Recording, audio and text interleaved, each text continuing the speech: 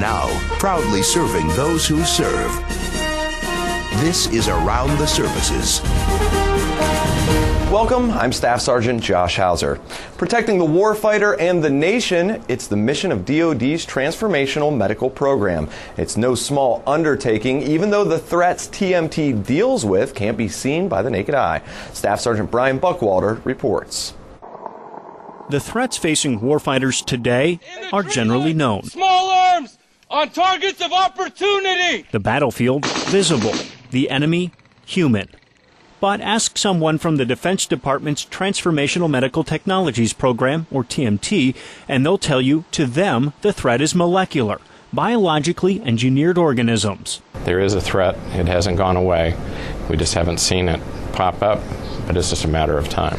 David Hough is TMT's director. He says TMT came about from the 2006 Quadrennial Defense Review, which mandated DoD have a quick response capability against these bioengineered threats. That would be where somebody either developed from scratch a new organism, or it could be just a change to a current threat like anthrax if it was modified to be more virulent, or even using something common like chickenpox and making it more virulent so that it would actually kill rather than just cause other harm.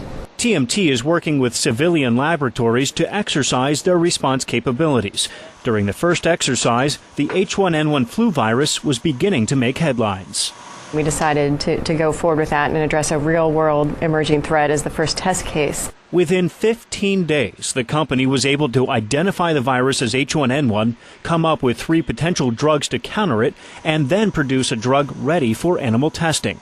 And what they demonstrated was completely off the charts. Right now, it's showing a reduction in virus of 99.9%.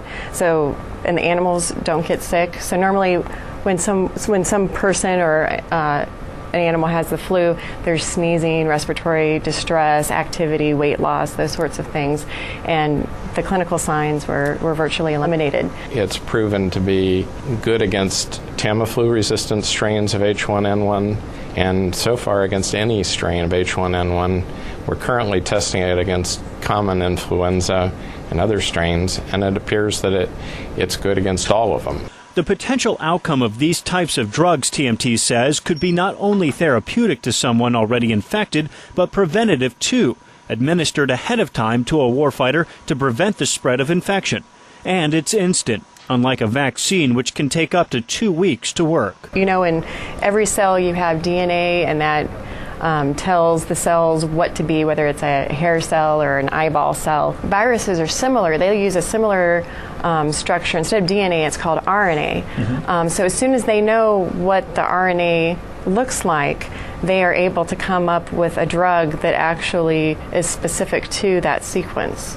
The impact of the research TMT is doing could one day help not just DoD, but the nation.